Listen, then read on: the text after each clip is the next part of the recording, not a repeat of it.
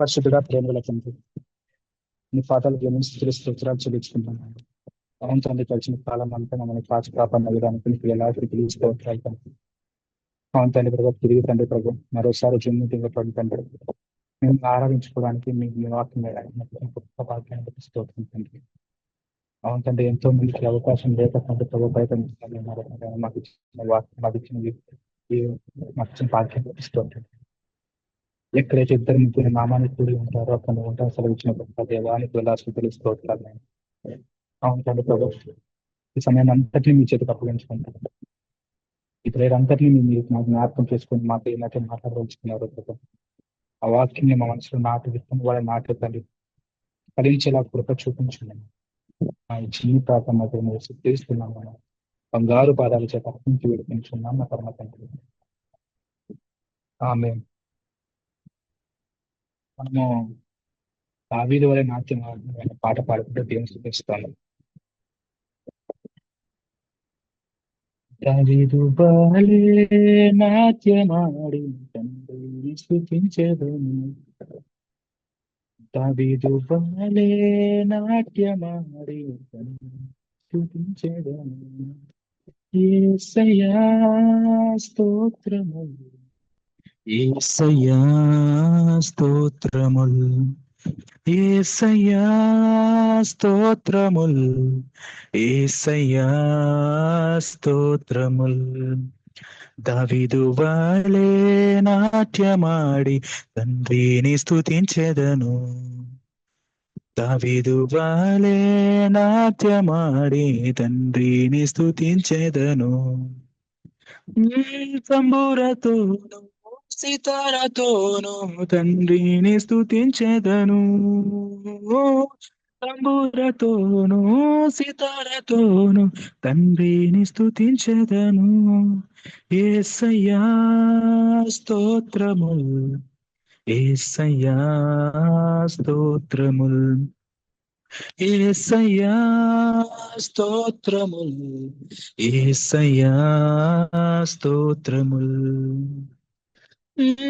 కష్టము కలిగిన నష్టము కలిగిన తండ్రిని స్తుతించదము. కష్టము కలిగిన నష్టము కలిగిన తండ్రిని స్తుతించదము. యేసయ్యా స్తోత్రముల్, యేసయ్యా స్తోత్రముల్, యేసయ్యా స్తోత్రముల్, యేసయ్యా స్తోత్రముల్. పరిశుద్ధ రక్తముతో పాపము కడిగిన తండ్రిని స్తుతించెదము. పరిశుద్ధ రక్తముతో పాపము కడిగిన తండ్రిని స్తుతించెదము. యేసయ్యా స్తోత్రములు, యేసయ్యా స్తోత్రములు, యేసయ్యా స్తోత్రములు, యేసయ్యా స్తోత్రములు. క్రీస్తుతో నన్ను ఫలింపచేసిన తండ్రిని స్తుతించెదము. క్రీస్తుతో నన్ను ఫలింపచేసిన తండ్రిని స్తుతించెదము.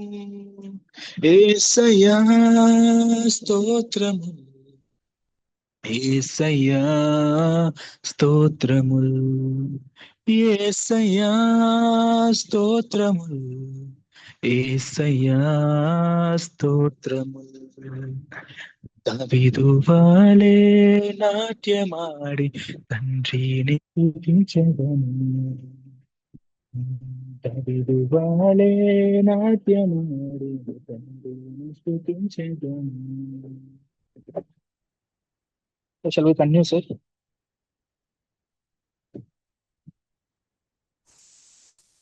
Yes, sir. Please continue. Yeah.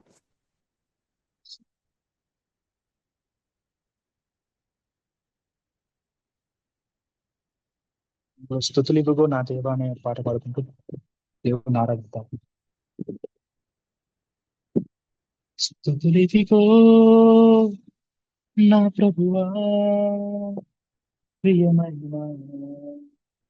నా దేవా, మేలులకై స్తోత్రములు.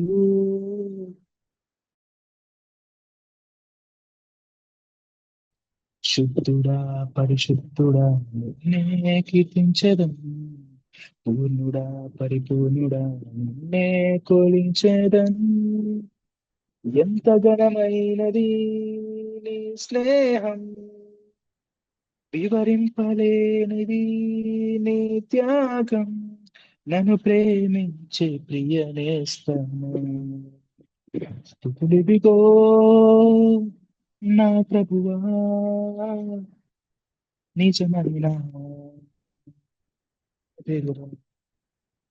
మేలులకై స్తోత్రములు, దీవెనకై కృతజ్ఞతలు. పోరాటముల పరిస్థితులలో నీ వైపే చూసేదం. శోధన శ్రమలో కన్నీటి పాదలలో నిన్నే కనుగొందేదం. ఓ దేవా నా దేవా నీవే, నా క్షేమాధారము నీవే. ఓ ప్రేమ నా ప్రేమ నీవే, నా జీవనాధారము నీవే. ఏది ఏమైనా కానీ నిన్ను స్తుతింతును. కష్టమేమైనా గాని నిన్ను విడువను ప్రభు. నీతో నింటే నీ జీవితం, నీతో నింటే నీ ధన్యము. స్తుతులివిగో నా ప్రభువా, ప్రియమైన దేవా. మేలులకై స్తోత్రములు, దీవెనకై కృతజ్ఞతలు. పరిస్థితిగతులను మార్చువాడా నీవే ఆశ్రయదుర్గం. దిక్కులేని వారలను ఆదుకొనువాడా నీవు చూడేవుడవు. పరిస్థితిగతులను మార్చువాడా నీవే ఆశ్రయదుర్గం. దిక్కులేని వారలను ఆదుకునువాడా నీవే ఆశ్రయదుర్గం. ఓ రాజా నా రాజా నీవే, నా రక్షణ కేడం నీవే. ఓ ప్రభువా నా ప్రభువా నీవే, నా ఆశ్రయదుర్గం నీవే. ఓ రాజా నా రాజా నీవే, నా రక్షణ కేడం నీవే. ఓ ప్రభువా నా ప్రభువా నీవే, నా ఆశ్రయదుర్గం నీవే. బానిసయ్యున్న నన్ను బిడ్డగా చేసితివే. యోగ్యతే లేని నన్ను అర్హునిగా చేసితివే. ఏ బానిసయ్యున్న నన్ను బిడ్డగా చేసితివే. యోగ్యతే లేని నన్ను అర్హునిగా చేసితివే. ఎలా తీర్చేదం నా స్వరం నీకే అంకితము. స్తుతులివిగో నా ప్రభువా, ప్రియమైన ఇల్లులకై స్తోత్రములు, దీవెనకై కృతజ్ఞతలు. సంఘాలకు సంఘాలకు వెళ్తుంటాము, కానీ మనకు దేవుని పట్ల విశ్వాసం అనేది ఉండదు. ఇప్పుడు మనం చూస్తుంటే మన అమ్మ సైడ్ కొంతమంది అమ్మ సైడ్ క్రిస్టియన్స్ ఉంటారు, డాడీ సైడ్ ఫాదర్స్ ఉంటారు, కానీ ఎక్కువ డాడీ సైడ్ డామినేషన్ ఉంటుంది కాబట్టి హిందూస్ వైపే వెళ్తాం, మ్యాథ్స్ క్రిస్టియన్ వైపు తక్కువగా ఉంటాం. కానీ తిమోతి మాత్రం అలా కాకుండా దేవుని పట్ల విశ్వాసం నుంచి దేవుని మీద నిజమైన దేవుడు అని ఎదిగి దేవుని వైపు తిరిగాడు. అట్టు మనం తిరుగుతున్నామా? నిజమైన క్రైస్తవులైన మనము చిన్నప్పటి నుంచి మనము క్రిస్టియన్ ఫ్యామిలీలో పుట్టి కూడా మనము దేవుని విశ్వసిస్తున్నామా లేదా, ఏదో మాట వరుసకే ఉన్నామా అని తిమోతి లైఫ్ స్టైల్ నేర్పిస్తుంది. తర్వాత ఒక తిమోతికి పౌలుకి రిలేషన్షిప్ ఎలా ఉంటుందంటే, వాడు సంబోధించాడు, నా ప్రియ కుమారుడు అని సంబోధించాడు. సేమ్ ముందు కూడా నా ప్రియ శిష్యుడు, నా ప్రియ సోదరుడు, నా ప్రియ కుమారుడు అని ఎలా సంబోధించినప్పుడు ఎలా స్పిరిచువల్ గా డెవలప్ అవుతూ ఉంది. వాళ్ళ రిలేషన్షిప్ ఎలా ఉందంటే, సో దేవుళ్ళు స్పిరిచువల్ గా ఎదగాలి, ఒక స్నేహపూర్వకంగా ఎదగాలి, ఒక బ్రదర్ తో వెలగాలి. మనకు తమ్ముడు అన్న ఉంటారు. నా తమ్ముడుకు నా అన్నకు నేను ఎలాగైతే హెల్ప్ చేయగలుగుతున్నా, రక్త సంబంధికి ఎలాగైతే నేను హెల్ప్ చేయగలుగుతున్నా, నా తోటి సహోదరులకు నేను అలాగే హెల్ప్ చేయాలి. నా తోటి ఫెలోషిప్ వాళ్ళకు నేను అలా హెల్ప్ చేయాలి. నా తోటి ఫెలోషిప్ సీనియర్స్ కి అలా హెల్ప్ చేయాలి. నా తోటి జూనియర్స్ కి అలా నేర్పించాలి. అక్కడ పౌలు కూడా తన ప్రియ కుమారుడైన తిమోతికి ఎలాగైతే నేర్పిస్తున్నా, నా ఫ్యూచర్ లో కూడా మనం కూడా ఎక్కడికైనా బయటికి వెళ్ళినప్పుడు మా తోటి మిత్రులకి ఎలాగైతే అలాగే ఉండాలి. తోటి స్పిరిచువల్ బ్రదర్స్ కూడా అలాగే ఉండాలి. కష్టం వచ్చినప్పుడు ఎలాగైతే నిలబడుతున్నావో, నీ ఫ్రెండ్స్ కి ఎలా నిలబడుతున్నావు, నీ స్నేహితులకి ఎలా నిలబడుతున్నావా లేదా, నీ స్పిరిచువల్ బ్రదర్స్ నిలబడుతున్నావా లేదా. మన ఫెలోషిప్ లో ఇప్పుడు కూడా మనం కూడి ఉన్నది ఎందుకంటే దేవుని యొక్క ప్రేమతో మనం ఇక్కడంతా కూడి ఉన్నాం. అలాగే ప్రతి ఒక్కరితో మనం అలా కూడి ఉండి దేవుని, అలాగే వాళ్ళ పౌలు తిమోతి రిలేషన్షిప్ కూడా అలాగే ఉంది. అటువంటి గొప్ప రిలేషన్షిప్ మనం కూడా కలిగి ఉండాలి. మన ఫ్యామిలీలో కానీ, మన మీటింగ్స్ లో కానీ, మన ఫెలోషిప్ బ్రదర్స్ లో కానీ, సీనియర్ అయినా జూనియర్ అయినా సరే, ఎవరైతే సరే కాదు, ప్రతి ఒక్కరితో మనం స్నేహపూర్వకంగా ఉండాలి, ఒక బ్రదర్ రిలేషన్షిప్ తో ఉండాలి అని నాకు బాగా తాకబడింది. తర్వాత ఒక సంఘం తిమోతికి పౌలు లెటర్స్, సంఘాలు ఇలా ఉన్నాయి, సంఘాలు ఎలా ఉండకూడదు, కొన్ని సంఘాల బట్టి రాపిస్తాం. సంఘాల కంటే కేవలం చర్చిస్తేనే కాదు, మనం కూడా ఎలా ఉండాలి. కేవలం మనం కూడా సంఘమే, దేవుడు మనలో నివసించున్నాడు కాబట్టి మనం కూడా సంఘమే, మనకు కూడా దేవుడు చెప్తున్నాడు అని ఏమని చెప్తున్నా అంటే, విశ్వాసం బట్టి అని.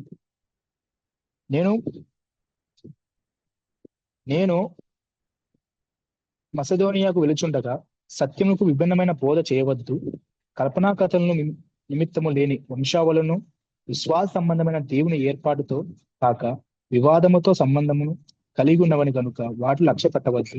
కొందరికి ఆజ్ఞాపించుటకు నీవు ఎఫెసీయులో నిలిచి ఉండవాలని నేను హెచ్చరించిన ప్రకారము ఇప్పుడు హెచ్చరించుచున్నాను. ఉపదేశం ఏమనగా, పవిత్ర హృదయము నుండి, మంచి మనస్సాక్షి నుండి, నిష్కలంకమైన విశ్వాసం నుండి కలుగు ప్రేమయే. కొందరు వీటిని మానుకుని తొలగిపోయి తమను తాము చెప్పుకున్నారు.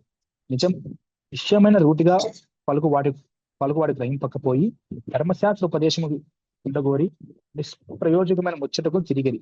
ఆయనను శ్రీమంతుడకు దేవుడు నాకు అప్పగించిన మహిమయు సువార్త ప్రకారము ధర్మశాస్త్రము ధర్మ నిరోధకులను, అవిధేయులకును, భక్తిహీనులకును, పాపిష్ఠులకును, అపవిత్రులకును, ఇతిదోషకులను, పితృహంతకులను, మాతృహంతకులను, నరహంతకులను, విచారులకును, పురుష సంభోగులను, మనుషు చరులను, అబద్ధికులను, ప్రామాణికులను, హితబోధకు విరోధమైన వాడు మరి ఎవరైనా ఉండినడలా అట్టి వాటిని నియమింపవాలని, నీతిమంతులను నియమింపవాలని ఎవరైనా తిరిగి ధర్మశాస్త్రం అనుగుణంగా దాన్ని ఉపయోగించినడలా ధర్మశాస్త్రం విభేదులై మనం ఎదుగుదు.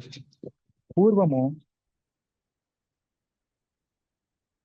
సో ఇక్కడ 3 నుంచి 11 వరకు పౌలు ఎలా తిమోతికి ఏం చెప్తున్నా అంటే, తిమోతి, నీవు ఎఫెసీలో ఉన్న సంఘాలకు నువ్వు వెళ్ళి అక్కడ సంఘాలు తప్పుడు బోధలు చేస్తున్నాయి, తప్పుడుగా ప్రవర్తిస్తున్నారు, నువ్వు అక్కడ పోయి కరెక్ట్ చెయ్యి అని పౌలు తిమోతి చెప్తున్నాడు. సో పౌలుకి ఎంత నమ్మకం ఉంటే కానీ తిమోతికి అంత పెద్ద బాధ్యత అప్పగిస్తాడు. మనం కూడా దేవుడు మనకు ఒక పని అప్పగించాలంటే దేవుడు మనకు ఆ పని మీద ఎంత నిబద్ధన కలిగి ఉండాలి.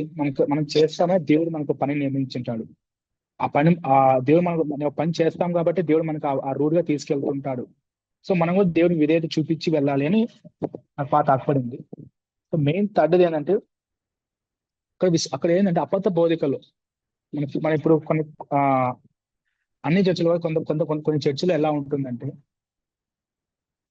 అబద్ధ బోధకులు అంటే ఫ్యామిలీస్ చెప్పడం కానీ, వడ్డు రిలేటెడ్ గా కానీ, ఎంతో అంటే చాలా మంది మైండ్ సెట్స్ ఉంటాయి. చర్చిలు అన్నాక చాలా మంది మైండ్ సెట్స్ ఉంటాయి. ఏదైనా విచిత్రమైన ఆలోచనలు ఉంటాయి, డిఫరెంట్ ఆఫ్ మైండ్ సెట్స్ ఉంటాయి. సో ఇక్కడ అంతా అబద్ధ బోధి వాళ్ళు ఎట్లా చెప్తున్నారంటే వడ్డుకు చెప్తున్నారా లేదా మనకు గ్రహింపబడాలి. దేవుడు వాక్యం చెప్తున్నారా లేదా సొంత ఆలోచన చెప్తున్నారా, వాక్యం రిలేటెడ్ చెప్తున్నారా లేకపోతే తప్పిపోయి ఏదని చెప్తున్నారా. అక్కడ వాళ్ళు ఎలా చెప్తున్నారంటే ట్రీ ఆఫ్ ఫ్యామిలీస్ గురించి చెప్తున్నారు. ఆ ఎఫ్ఎస్సీ సంఘాలు ఎలా ఉన్నదంటే ఒక ఫ్యామిలీస్ ఇలా ఉన్నాయి, జినియాలజీ ఇలా ఉంది. మేరీ మాత దేవుడు వచ్చాడు, దేవుడు ఇలా ప్రబోధం చేశాడు అంటే ఒక ఫ్యామిలీ చెప్తున్నారు కానీ వడ్డు రిలేటెడ్ గా చెప్పట్లేదు. అక్కడ ఏంటంటే వాళ్ళు తప్పిపోతున్నారు, మనుషులు తప్పిపోతున్నారు. ఎవరైతే ప్రచారం చేస్తున్నారో వాళ్ళు సత్యం ఎరగలేదు. సో ఆటోమేటిక్ గా ఎవరైతే వింటున్నారో వాళ్ళు తప్పుడు బోధనతో వినడం వల్ల వాళ్ళకు వాక్యం అర్థం కాదు. సో తిమోతి, నువ్వు అక్కడికి వెళ్ళి ఇలా జరుగుతుంది, తప్పుడు ప్రవర్తన జరుగుతుంది, నువ్వు వెళ్ళి దాన్ని సరిచేయి అని పౌలు తిమోతికి లెటర్ రాశాడు. సో మనం కూడా ఎన్నో బయటకు వెళ్తాం, ఎంతో మంది ఏదో చెప్తారు, పెద్ద వాళ్ళు చెప్తారు. ఎవరైనా సరే మనం ఎండ్ ఆఫ్ ద డే ఎవరు చెప్పినా కూడా దేవుడు అది బైబిల్లో ఉందా లేదా, దేవుడి మాట చెప్పాడా లేదా అని మనం వాక్యానుసారంగా వెళ్ళాలి కానీ సొంత ఆలోచనలో వెళ్ళకూడదని బాగా తాకూడదు.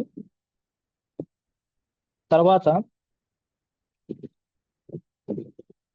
ఈ ధర్మశాస్త్రం ఎందుకంటే ధర్మశాస్త్రం ఇవన్నీ అంటే ధర్మశాస్త్రం ఇప్పుడు మనం 9th వర్స్ అంతా ఉంది, 9th 10th వర్స్ అన్ని ధర్మశాస్త్రంలో ఉన్న ప్రతిదీ అంటే ఈ తప్పులని చూపిస్తే, ఈ తప్పులని ఇలా చేయకూడదు అంటే నువ్వు మారుతావు. ఈ తప్పు ఓకే, ఈ తప్పు చేస్తున్నాను, ఓకే నాలో ఈ పాపం ఉంది, సో నేను ఇదంతా నేను చేయకూడదు. ధర్మశాస్త్రం ఎప్పుడూ ఒక ఇబ్బంది పెట్టదు. ధర్మశాస్త్రం నీలోని తప్పును చూపిస్తుంది.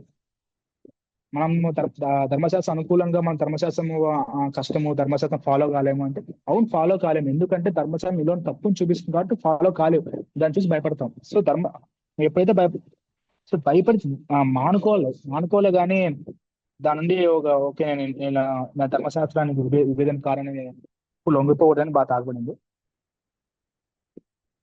తర్వాత 12th వర్స్ అంతా నీ టెస్టిమోనీ.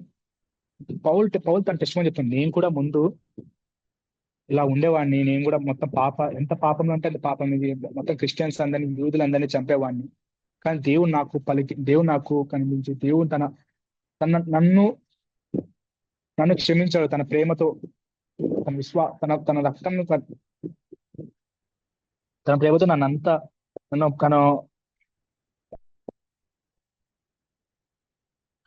నా పాపం నుంచి నన్ను విముక్తి చేశాడని పౌలు ఎంతో చెప్తున్నాడు. సో మనం ఎన్నో పాపాలు చేసి ఉంటాం పాస్ట్ లో, కానీ దేవుడు మనకు ఛాన్స్ ఇస్తాడు, చాలా ఛాన్స్ ఇస్తాడు. కానీ మనం దేవుని వైపు తిరుగుతున్నామా లేదా? దేవుడు చాలా ఛాన్స్ ఇస్తున్నాడు. ఎందుకంటే మనము కృపాకాలంలో ఉన్నాం.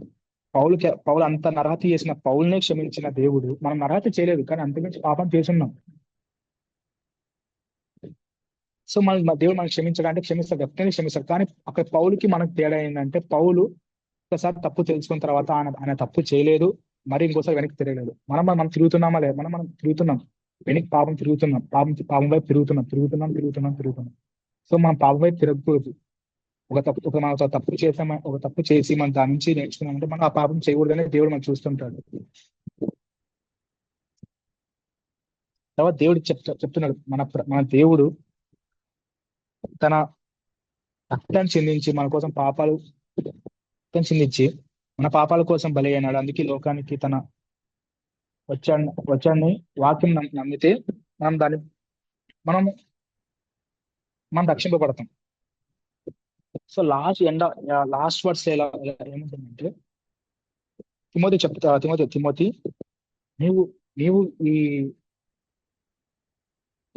నీ విశ్వాసం 18వ అధ్యాయం 1 తిమోతి 18వ అధ్యాయం, నా కుమారుడు అయిన తిమోతి, నీ విశ్వాసం మంచి మనస్సాక్షి కలవాడవై నిన్ను గూర్చి ముందుగా చెప్పబడిన ప్రవచనం చెప్పున ఈ మంచి పోరాడవాలని వాటిని బట్టి యాగ నీకు అప్పగించున్నాను.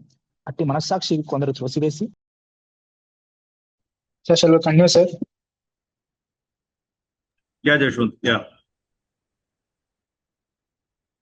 సో మన ఇప్పుడు 1 తిమోతి 3వ అధ్యాయం ఉన్నాం. సో ఈ మధ్యాహ్నం ఏంటంటే సంఘ నాయకులు, ఫెలోషిప్ లీడర్స్ ఎలా ఉండాలి చర్చిలో, పాస్టర్స్ కానీ అధ్యక్షులు కానీ ఎలాంటి గుణగణాలు ఉండాలి అనేది ఈ చాప్టర్ పౌలు తిమోతికి చెప్తున్నాడు. ఇందులో మొదటి వాదన సో బిషప్ అనేవాడు ఎలా ఉండాలి అని కొన్ని కొన్ని క్వాలిటీస్ ఇచ్చాడు. 2-3 వర్స్. ఒకటి ఏంటంటే నిందారహితుడు. ఇతరుల తప్పులు చెప్పలేని జీవితం.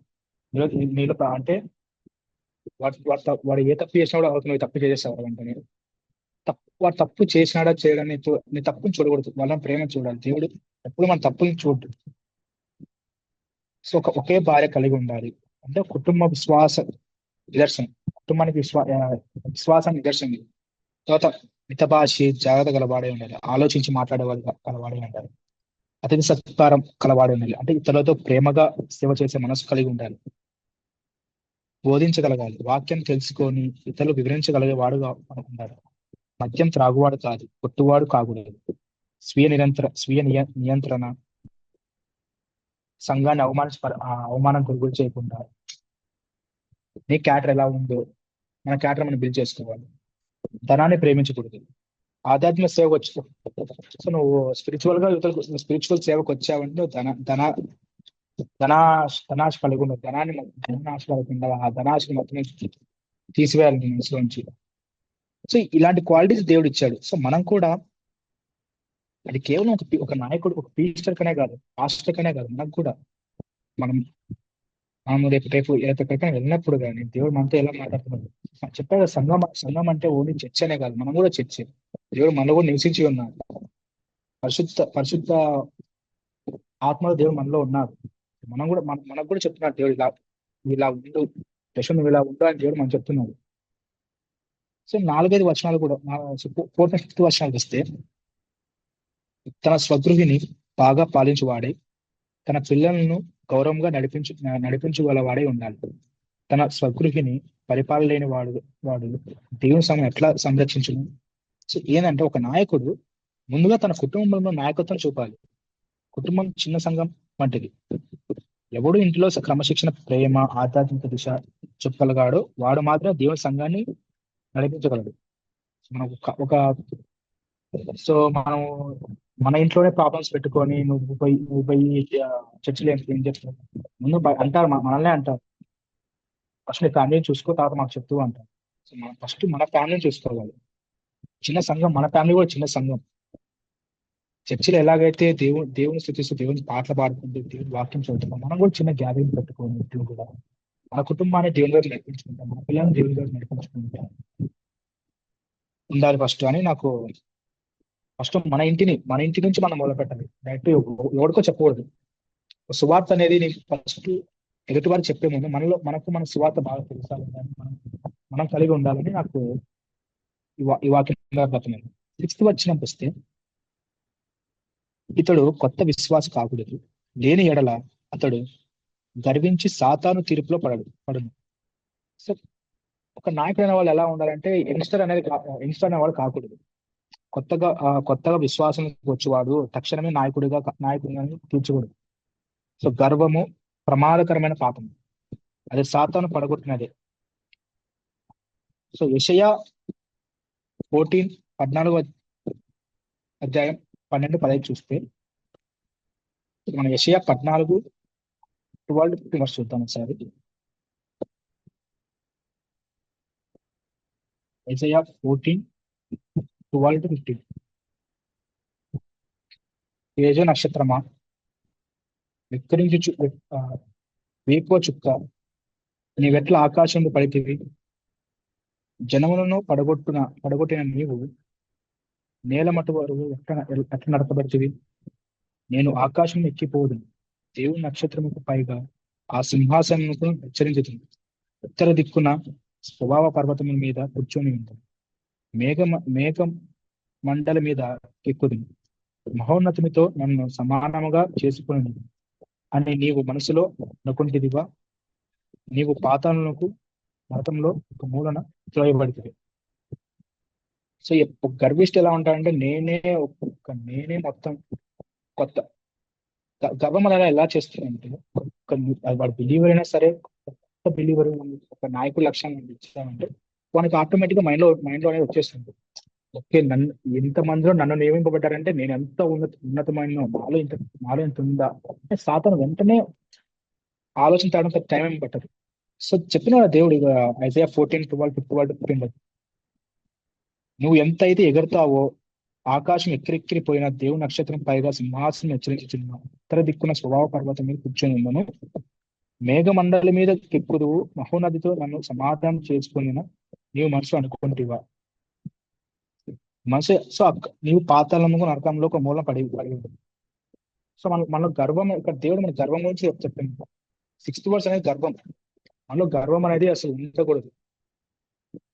కొత్తగా వచ్చిన అంటే ఎక్స్పీరియన్స్ కావాలి. ప్రతి విషయంలో ఎక్స్పీరియన్స్, దేవుళ్ళు నువ్వు ఎదగాలి, దేవుని వర్షాలు ఎదగాలి, ప్రతిదీ ఒక ఎక్స్పీరియన్స్ తో కావాలి. కొత్తగా వస్తానే నువ్వు ఒక నాయకుడి పదవి ఇచ్చేసి నువ్వు నీ జూనియర్స్ ఎలా ట్రైన్ చేస్తావు, గర్వంతో నువ్వు ఆ జూనియర్స్ ట్రీట్ చేయవు. అంతా నాదే ఉండాలి నేను చెప్పి నడచాలి అంటారు. ఫెలోషిప్ ఉండదు, కేవలం సాతాను శోధనలే ఉంటాయి. పేరుకి ఫెలోషిప్ అని ఉంటుంది కానీ అన్ని అక్కడ సాతాను శోధనలు జరుగుతాయి. ఇప్పుడు నీ ఫెలోషిప్ లో ఉండాల్సింది ఏంటంటే ప్రేమ, సహవాసం కలిగి ఉండాలి. అంతేగాని నేనే తోపు, నాకు లీడర్షిప్ వచ్చింది, నేనే టీచర్ని, నాకు ఇదంతా అని ఎప్పుడు మనము అహంకార గర్వంతో మనం ఉండకూడదని 6వ అధ్యాయం దేవుడు చెప్తున్నాడు.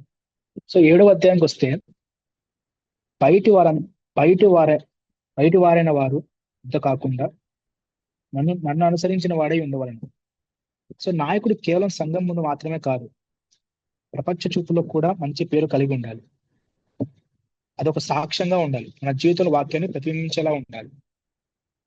నాయకుడు మన నాయకత్వం తీసుకున్న తర్వాత సంఘంలో మాత్రమే కాదు, సంఘంలో బాగుండి బయట ఒక రకంగా ఉండకూడదు.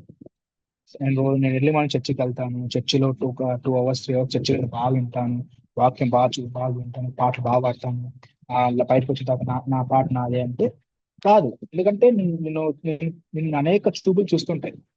వీడు చర్చిలో మాత్రమే ఉంటాడు, వీడి బయట మాత్రం మళ్ళీ అన్ని చేస్తుంటాడు అని ఏం చెప్తున్నాడు మామూలు నీలో నువ్వు ఏం చెప్తున్నావు, సంఘానికి నాయకుడు నేను చెప్తున్నావు నువ్వు. సో నీకు ఒక సంఘంలో కాదు నీకు మంచి పేరు కావాల్సింది, ప్రపంచ చూపులో కూడా మంచి పేరు కలిగి ఉండాలి. దేవుల్లో నువ్వు ఎలా ఎదగాలి, దేవునికి మంచి పేరు కలగాలి, నీతో పాటు దేవునికి కూడా మంచి పేరు కలగాలని ఒక సాక్షికరిగా ఉండాలి అని 7వ అధ్యాయం అనేది మనకు చెప్తుంది. 8 నుంచి 10 అధ్యాయాలు ఎలా ఉంటున్నాయంటే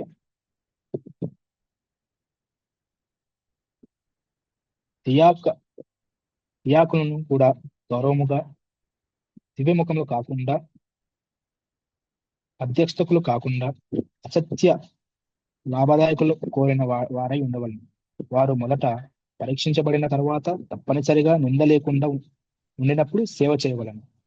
సో ఏంటంటే ఇవి సంఘంలో గుణాలు. దియాకనులు అంటే దియాకనుల గుణాలు అంటే ఏంటంటే వారి సేవకర్తలు, సంఘ పరిపాలన, సహాయ సమాజానం, సేవ మొదలైన వాటిలో నడిపించగలిగిన వారు నిజాయితీ, నిబద్ధత, వినయం, విశ్వాసం ఉండాలి. సో 11th verse ఏంటంటే వారి భార్యలు కూడా గౌరవముగా,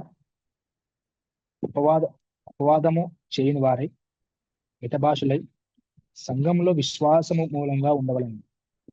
ఏంటంటే నాయకుని భార్య కూడా దేవుని సేవలో భాగస్వామి కలిగి ఉండాలి.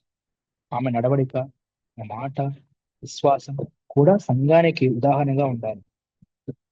సో ఈస్టర్కి భార్య అంటే సో ఆమె కూడా ఈస్టర్తో పాటు సమానం.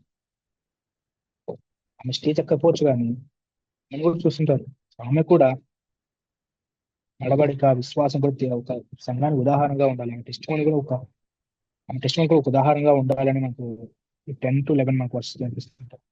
సో 12 to 13 వర్ష ఏమిటంటే దియాకనులు ఒక భార్యాభర్తలై తమ పిల్లలను, తమ గృహములను బాగా పరిపాలించు వారై ఉండవని, వారు విశ్వాసంలో ధైర్యంగా పొందరు. సో దేవుని సేవలో నిబద్ధతతో ఉన్నవారు ఆధ్యాత్మిక గౌరవం పొందుతారు. వారికి దేవుని సన్నిధానంలో ధైర్యం, స్థిర విశ్వాసం వస్తుంది. సో దేవునిలో ఎప్పుడైతే మనం నిబద్ధత కలిగి ఉంటామో, దేవుని సేవలో ఎప్పుడైతే మనం ఒక సీరియస్నెస్ తీసుకొని ఒక డిసిప్లిన్ తో దేవుని పని ఎప్పుడైతే మనం చేస్తాం, ఆటోమేటిక్ గా దేవుని ఆధ్యాత్మిక స్పిరిచువల్ స్పిరిచువల్ గౌరవం మనం పొందుతాం మనం. సో అది మన విశ్వాసం కూడా మన దేవుడు మర్చిస్తాడు. విశ్వాసం బట్టి దేవుడు మనం విశ్వాసం కలిగి ఉంటాము, ధైర్యం కలిగి ఉంటాం, స్థిరత్వం కూడా కలిగి ఉంటామని నాకు బాగా తాగదు. సో లాస్ట్ ఈ 30 వర్డ్స్ మొత్తం ఓవరాల్ గా చూసుకుని మనం ఏమాత్రం అవుతాయంటే, నాయకత్వం అంటే అధికారం మాత్రమే కాదు, సేవ. సో ఏసు చెప్పినట్లుగా మీ మధ్య సేవకుడై ఉండవలను కోరువాడు సేవకుడై ఉండవలను. తర్వాత తర్వాత ఏంటంటే నాయకుడి జీవితం బోధక కంటే గొప్ప సాక్ష్యం. కుటుంబము దేవుని సేవకు పునాదిగా ఉండాలి. నిబద్ధత,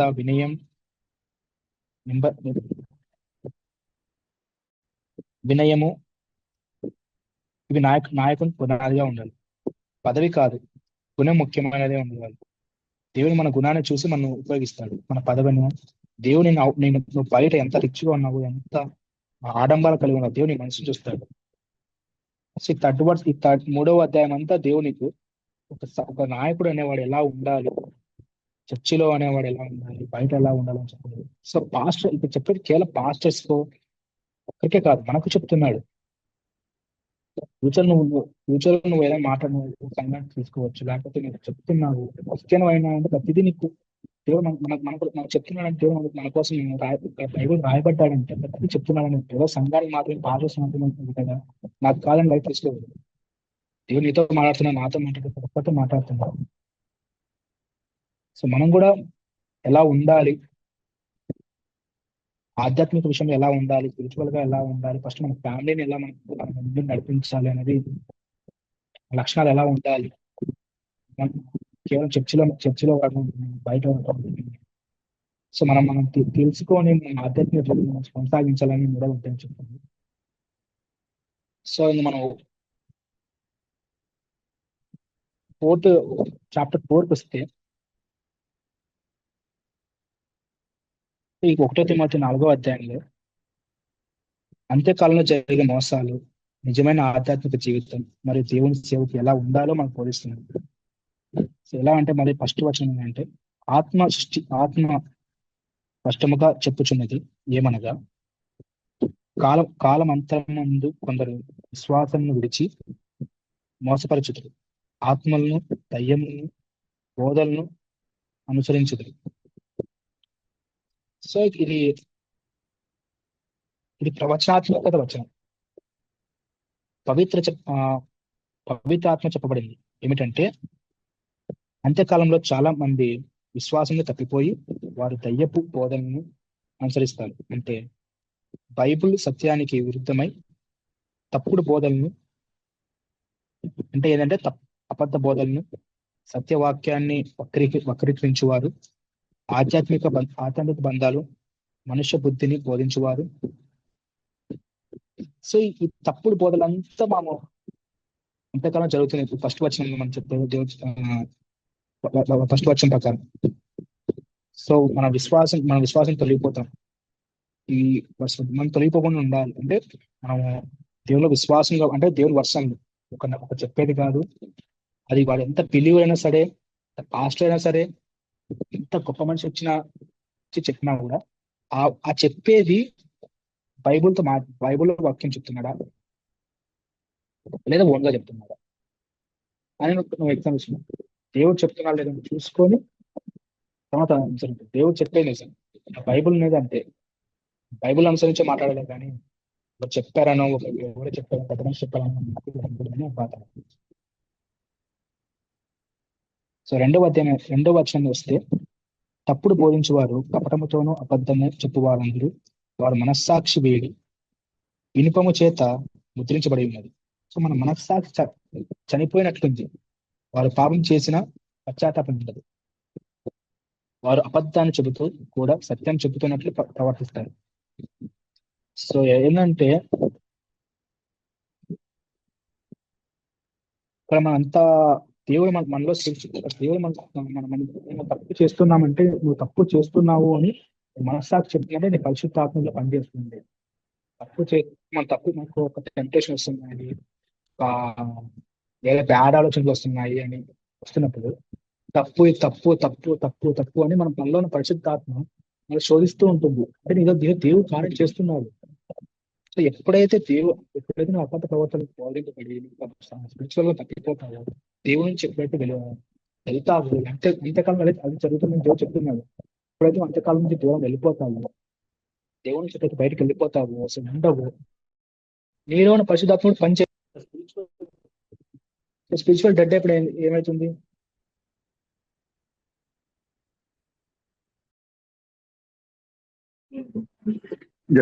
మ్యూట్ అయిందమ్మా.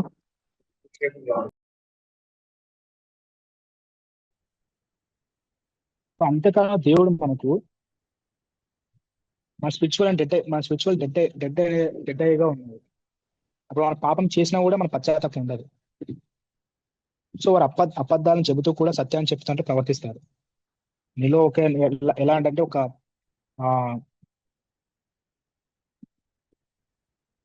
గొర్రెపు చర్మం కప్పుకొని వస్తారు. దేవుడు చెప్తారు కదా, అబద్ధ ప్రవక్తలు నమ్మకండి, వాళ్ళు తోడేలు వంటి వారు గొర్రెపు చర్మం కప్పుకొని వస్తారని. సో ఎలా చెప్తారంటే వాళ్ళు చాలా స్మూత్ గా, చాలా లవ్లీగా చెప్తారు. ఆ అబద్ధం కూడా ఎంత నీట్గా చెప్తారంటే అది నిజంగా దేవుడు చెప్పాడా అని ఎంత నీట్గా చెప్పారంటే అది చెప్తారు. దేవుడు నిజంగా చెప్పాడేమో అని మనం భ్రమపడలేస్తాడు. సో కాదు, దేవుడు ఏంటంటే so end of the day చూడాల్సిన బైబుల్ క్రాస్ మ్యాచ్ చేసి వచ్చింది. వాళ్ళు చెప్తున్నా దేవుడు చెప్తున్నాడు.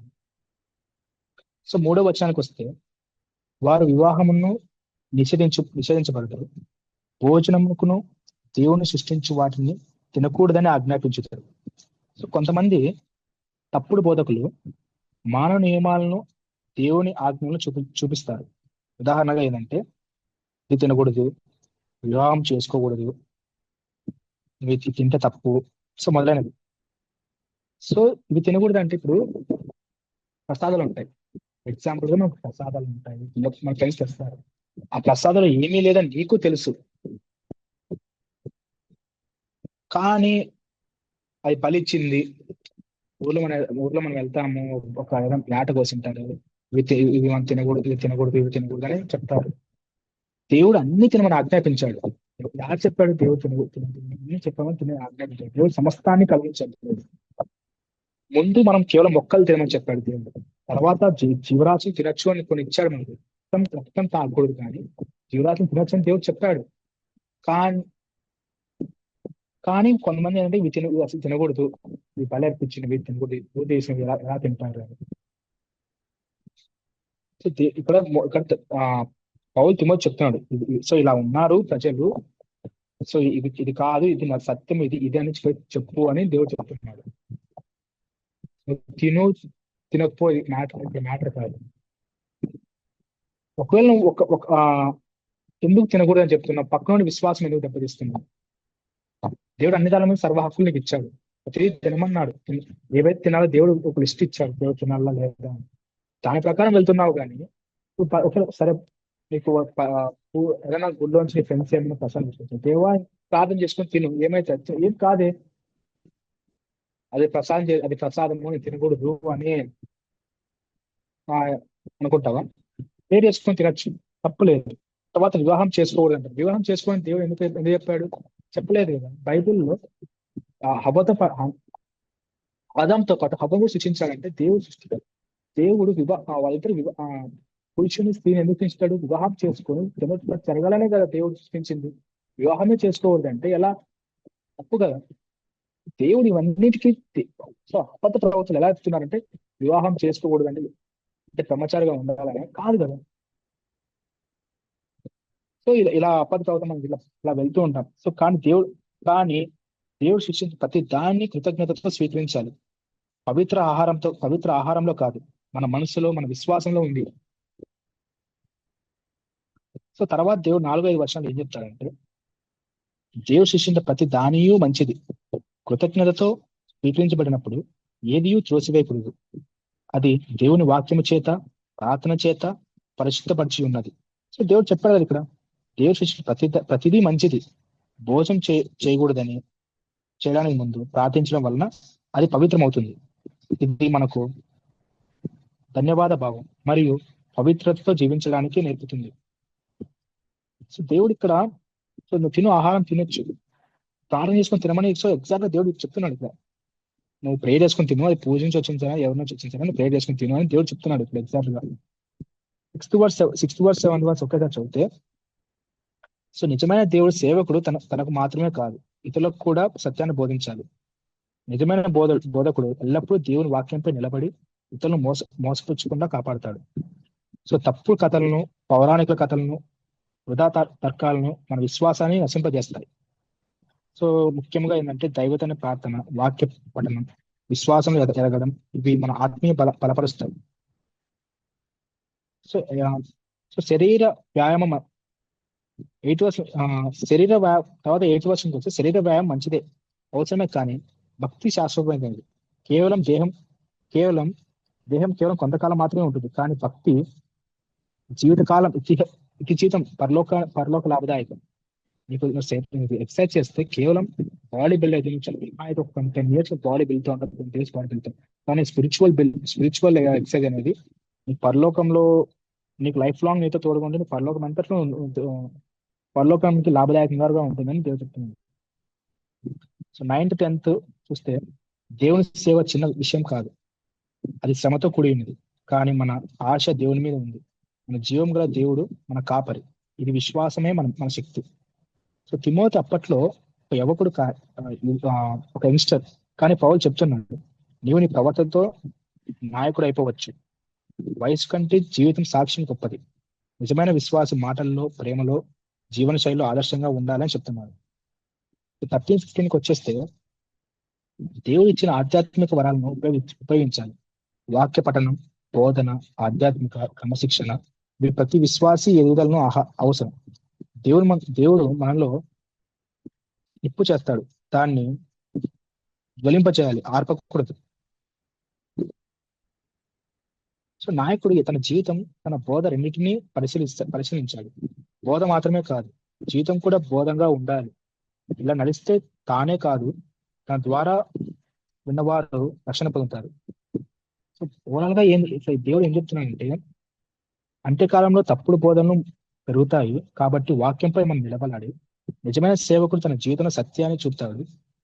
భక్తి కంటే క్రమశిక్షణతో కూడిన ఆధ్యాత్మిక జీవితం, దేవుని వరాలను ఉపయోగించడం ద్వారా మన ఆత్మ ఎదుగుతుంది. సో మన మాటలు, మన జీవితం రెండు ఒకే సాక్ష్యం కలిగి ఉండాలని ఇక్కడ తిమోతికి చెప్తుంది.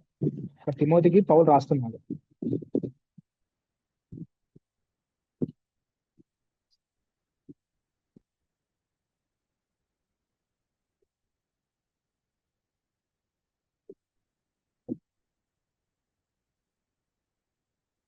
సో నేను త్వరగా ముగిస్తాను, ఒక 5 minutes లో త్వరగా ముగిస్తాను.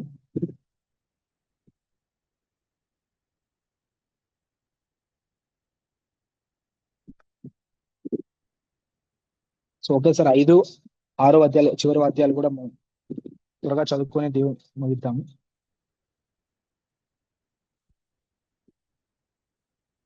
సో తర్వాత తిమోతికి ఏం చెప్తున్నాడంటే, నీ యువకులను సహోదరుల వలె, వృద్ధులను, స్త్రీలను, తల్లిదండ్రులను, యంగ్స్టర్స్ ని సోదర వలె చూడాలని మనకు చెప్తున్నాడు తిమోతి. సో పౌలు తిమోతి చెప్తున్నాడు ఏంటంటే, నాయకుడు తన ప్రజలతో గౌరవంగా వివరించాలి, వృద్ధులను తల్లిదండ్రులుగా గౌరవించాలి, యువతులతో పవిత్రంగా ప్రవర్తించాలి.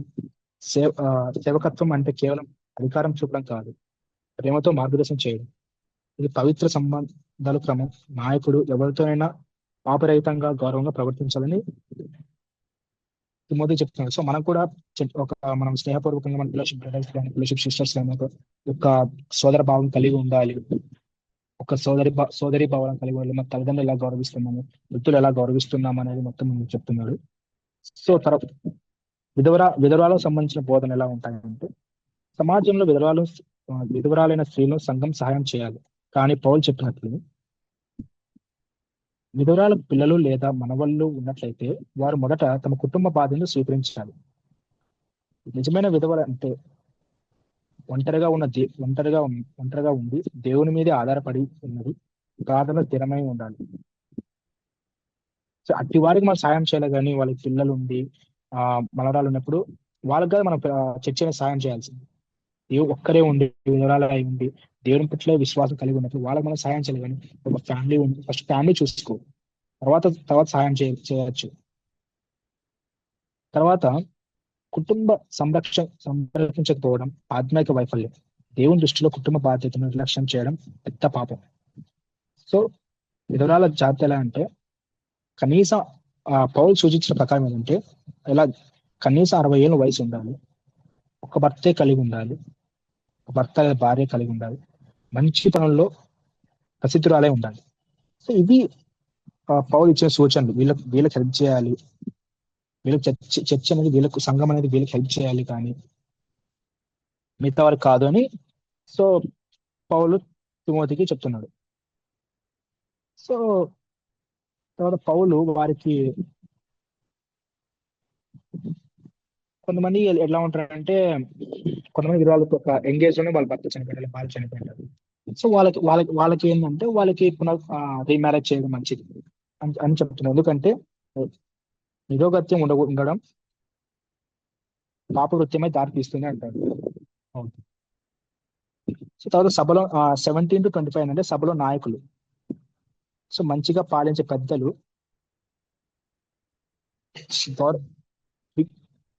దిగున గౌరవానికి పాత్రలుగా ఉంటారు. సో సభలో బోధించేవారు, శ్రద్ధగా శ్రమించేవారు గౌరవించబడాలి. అయితే నాయకులైన ఆరోపణలు వచ్చినప్పుడు 2, 2 లేదా 3 సాక్షులు ఉన్నప్పుడు పరిశీలించాలి. సో పాపం చేసిన వారిని అందరి ఎదుట మందలించడము తద్వారా ఇతరులను భయపెట్టినట్లు. అంటే నాయకుడు పాపాన్ని సహకరించకూడదు, సత్యాన్ని నిలబడడం నాయకుడిగా ఒక బాధ్యత కలిగి ఉండాలి. సో ఎవరిపైన మనం తొందరగా చేతులు వేయకూడదు, అంటే పెదవులు లేదా బాధ్యతను త్వరగా ఇవ్వకూడదు అని నాకు బాగా తాగుంది. సో ఓవరాల్గా చూస్తే సంఘంలో సంబంధాలు గౌరవం మరియు పవిత్రత ఆధారంగా ఉండాలి. కుటుంబ బాధ్యతలు కూడా దేవుని ముందు ఆధ్యాత్మిక బాధ్యతలుగా ఉండాలి. నాయకులు సత్యం, న్యాయం మరియు క్రమశిక్షణతో వివరించాలి. ఎవరైనా సేవ బాధ్యత ఇవ్వడానికి ముందు పరిశీలన అవసరం అని నాకు బాధపై. సో 6th verse 6వ వచనం ఏంటంటే, ఓవరాల్ గా చూస్తే భక్తి ప్లస్ సంతృప్తి కలిగి ఉండాలి. ఆధ్యాత్మిక సంపాదన అంటే భక్తి ప్లస్ సంతృప్తిగా ఉండాలి. భక్తి, డిసిప్లిన్ ఇలా ఉండాలి. సో ధనాన్ని కాకుండా దేవునిపై నమ్మకం ఉంచాలి. నిజమైన నాయకుడు పాపం నుండి పారిపోతాడు, సత్యాన్ని పట్టుకుంటాడు. నిజమైన నాయకుడు ఎప్పుడు ఏంటంటే పాపం చూసి పారిపోతాడు, సత్యాన్ని పట్టుకుంటాడు. విశ్వాసం కోసం పోరాడడం ద్వారా కోసం పోరాడడం ప్రతి విశ్వాసి బాధ్యత. తప్పుడు బోధనలు గమనించి వాక్యంపై నిలబడి ఉండాలి. సో ఈ 5 points 6th verse లో ఉంటుంది. సో మన భక్తి సంతృప్తి ఎట్లా ఉంటుంది, మన ఆధ్యాత్మిక బలాన్ని, ఆధ్యాత్మిక సంపద ఎలా పెంచుకుంటే, స్పిరిచువల్ ఎలా ఉన్నావు, నీ స్పిరిచువల్ లీడ్ ఎలా ఉంది, నువ్వు ఎర్లీ మార్నింగ్ ప్రేయర్ చేస్తున్నావా, లేదా డిసిప్లిన్ గా ఉన్నావా, నీ డే అంతా నీ డే అంతా ఎలా గడుపుతున్నావు, దేవుని వాక్యం నడుస్తున్నావా లేదా అనేది దాని మీద ఆధ్యాత్మిక సంపద ఆధారపడింది. సో ధనాన్ని కాకుండా దేవుని నమ్మకంపై ఉంచాలి. సో దేవుడి మీద నమ్మకం ఇస్తే దేవుడు చెప్పిన అనుసరిస్తే, దేవుని చెప్పిన ప్రతి వాక్యాన్ని అనుసరిస్తే ఆటోమేటిక్ గా దేవుడు నీకు ధనాన్ని దయచేస్తాడు. ఆటోమేటిక్ గా నీ అవసరం దేవుడు దయచేస్తాడు అని నాకు తర్వాత ఒక నిజమైన నాయకుడు పాపం నుంచి ఎప్పుడు పారిపోడు, వాడు ఎప్పుడు విశ్వాసాన్ని పట్టుకొని ఉంటాడు. నేను కూడా నువ్వు ఎప్పుడైతే రోజు దేవుని వర్ష అవుతా ఉంటావు, దేవుని వర్ష ఒక పాపం వచ్చి నువ్వు పారిపోవు, తప్పిపోవు. ఎందుకంటే దేవుడు నీతో మాట్లాడతాడు ఆ టైంలో. అప్పుడు నీ విశ్వాసం స్థిరంగా సత్యాన్ని పట్టుకుంటా, విశ్వాసం నిలబడతావు. నీకు వాక్యమే తెలియకపోతే నువ్వు ఏదైనా ఒక కష్టం సాధన వెంటనే తప్పుకోవడానికి ఛాన్స్ ఉంది. సో విశ్వాసం కోసం పోరాడము ఒక విశ్వాస బాధ్యత. విశ్వాసం మన లైఫ్ సేమ్ ఇట్లే, మన లైఫ్ లో చాలా బ్యాటిల్స్ వస్తాయి. మనం విశ్వాసం పోరాడాలి, విశ్వాసంతో పోరాడాలి. చాలా బ్యాటిల్స్ వస్తాయి. క్రిస్టియన్ నాకు చాలా అడిగేది నువ్వు పోరాడుతున్నావా, అదంతా పోరాడుతున్నావా లేదా అనేది ఇంపార్టెంట్ లైఫ్. సో ఇంకోటి అనేది తప్పుడు బోధనలు గ్రహించాలి, వాక్యంపై నిలబడి ఉండాలి. సో ఎవరు వాళ్ళు చెప్పే ఎండ్ ఆఫ్ ద డే ఏంటంటే వాళ్ళు చెప్పే నిజమా లేదా. సో నువ్వు బైబుల్ బైబిల్ ఉంది ఆ వాక్యానికి వాక్యానికి వాక్యంలో ఉందా లేదా, బైబిల్ ఉందా లేదా, వాక్యానికి అనుసరించి వాళ్ళు చెప్తున్నా లేదా అని నువ్వు వాక్యాన్ని చూసి చెప్పాలి కానీ ఎవరో చూసి చెప్పకూడదని మొత్తం ఈ తిమోతి మొదటి అధ్యాయం అంతా ఆధారపడిందని తాత్పర్యం చేసి ఓవరాల్ గా ఏంటంటే సంఘం నీలో ఓవరాల్ గా సంఘం ఎలా ఉండాలి. సంఘం అంటే కేవలం సంఘాన్ని మాత్రమే కాదు, మనం కూడా ఎలా ఉండాలి, ఒక చర్చిలో ఎలా ఉండాలి, పెద్దవాళ్ళతో ఎలా గౌరవించాలి, నీ సోదరులతో ఎలా గౌరవించాలి, అండ్ నీ ఫెలోషిప్ బ్రదర్స్ ఎలా ఉండాలి, నువ్వు ఆధ్యాత్మికంగా ఎలా ఉండాలి, పాపంలో పడిపోతున్నప్పుడు వాక్యాన్ని ఎలా పట్టుకోవాలి.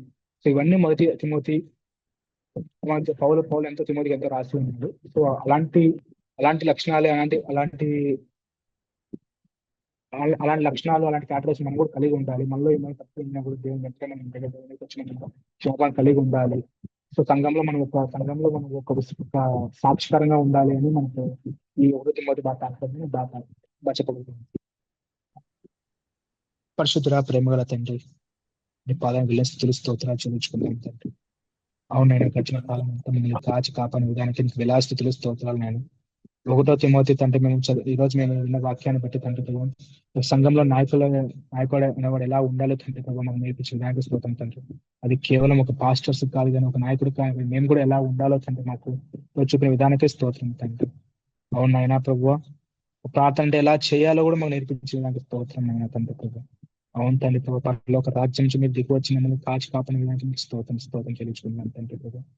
అవునాయనా తండ్రి ప్రభా, నీకు కృపాకాలం కింద ఉన్నాం తండ్రి, మా కృపతో మనం ప్రేమించి ఉన్నదని విలాసతులు స్తోత్రాన్ని తండ్రి. మేము ఎలా నడవచ్చుకోవాలో తండ్రి, మా టెస్ట్ ఎలా ఉందో తండ్రి, టెస్ట్ కూడా మీకు కలిగి ఉంది ఎలా ఉందో చూపించు తండ్రి ప్రభు. తండ్రి నీకు విలాస్థితులు స్తోత్రాలనైనా తండ్రి ప్రభు. మీరు జ్ఞాపకం చేసుకుంటారు, మా నాయకులు జ్ఞాపకం చేసుకుని, ప్రొఫెసర్ జ్ఞాపకం చేసుకోండి తండ్రి ప్రభు, మీ ఫ్రెండ్స్ జ్ఞాపకం చేసుకోండి తండ్రి ప్రభు. మా కుటుంబాన్ని జ్ఞాపకం చేసుకొని తండ్రి, మా ఫెలోషిప్ బ్రదర్స్ కుటుంబాన్ని జ్ఞాపకం చేసుకొని తండ్రి ప్రభు. వాళ్ళకి ఏవైతే అక్కర్లు ఉన్నాయో ప్రభు వాళ్ళందరినీ తీసి వేమో తండ్రి ప్రభు. ఆ అక్కర్లన్నీ తీర్చుకుని తండ్రి ప్రభు. అవును తండ్రి ప్రభు, ఈరోజు జూమ్ మీటింగ్ లో తండ్రి మేము ఒకసారి తండ్రి ప్రభు నేను ధ్యానించుకోవడానికి వాక్యం మాకు ఇచ్చిన గొప్ప భాగ్యం ఇసుకోవడం తండ్రి. అవును తండ్రి ప్రభు, సుదీసాన్ని వాళ్ళ కుటుంబాన్ని జ్ఞాపకం చేసుకుంటుంది. ఆయన చేసే ఒక కార్యమే తండ్రి ప్రభు మీరే సఫలత కలిగించిన ఆయన తోడుగా ఉండాలి, కుటుంబానికి తోడుగా ఉండాలి. ఆయన రాకపోక సమయంలో అందరికీ ఆయనకు తోడుగా ఉంది తండ్రి ప్రభు. ఏదైతే విన్న వాక్యాన్ని బట్టి ప్రభు మనందరినీ మనం జ్ఞాపకం చేసుకుని తిరిగి నీ సన్నిధానం చేయ వరకు మమ్మల్ని అందరినీ మనం జ్ఞాపకం చేసుకోండి. నేను అనుసరించే భాగ్యాన్ని మాకు ఇవ్వమని తండ్రి. నా ఈ చిన్ని ప్రార్థన యేసుక్రీస్తు బంగారు పాదాల చేత అర్పించి వేడుకొంచున్నాను నా పరమ తండ్రి.